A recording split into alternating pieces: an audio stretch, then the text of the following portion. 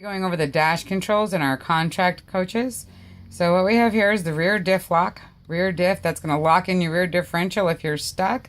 This is to be used at no more than 5 miles per hour. Then right here you've got your parcel rack blowers, high and low. Then you've got your auxiliary heater, so that's a coolant heater for your engine. This will help you start in below 0 temperatures. If you're trying to start the coach, it's really cold out. You want to get this on about 20 minutes before you start the coach. It's going to give you an easier crank, and it'll make the heat come up in the coach faster. So then over here you've got your panel lights. That's your panel dimmers. It'll also dim the lights behind the switches. Then you have your driver's light, your dome light, which is basically your stepwell light, and then your mirror heat, which would be your mirror defroster. Then we have our mirror adjusters. So you've got right and left, convex and flat.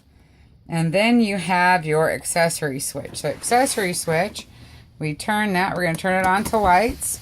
It's going to bring all your telltales up and check all your systems, just like that. And then to start the coach, you would press the start button right here. You've also got your tranny shift keypad.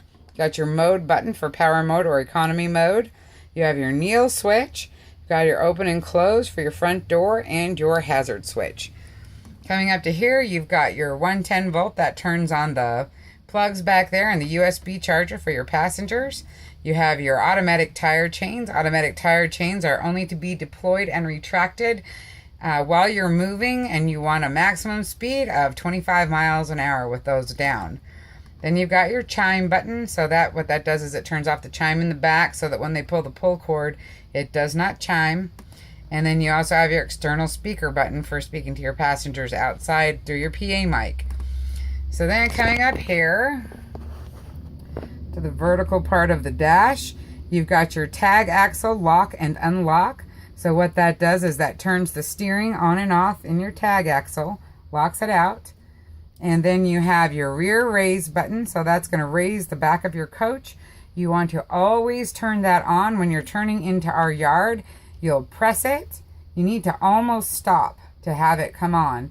And then it'll say rear rise on your telltales, and it'll be beeping. You'll want to always turn that on when you're pulling into the yard so you don't drag. So then you've got your ATC, which is your automatic traction control, your mud snow button. So you want to push that if you're in slippery conditions, and that's going to help you get some traction. And then you've got the load and unload button on your tag axle. And so what that does is it takes all the weight off of your tags and puts all your weight onto your drives. And I believe it stays on until you're up to about 10-15 miles an hour. So that's just for getting you unstuck, and then it will automatically come off. So then you've got your engine brake, which is your Jake brake. Then you've got your fast idle, the high fast idle, and the low fast idle. Okay, and then you have your interior lights that turns on your aisle lights. Then you have this front lights button. What this does is it turns the front lights of your aisle lights off so you don't get so much bounce off your windshield.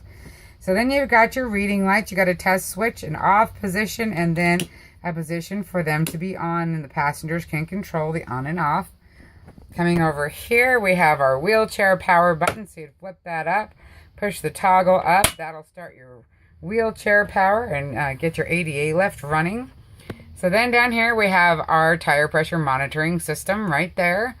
And then you've got your ultracapacitor health. It says it's ready. What the ultracapacitor does is it holds a charge, and it can charge your batteries with a really quick burst of energy.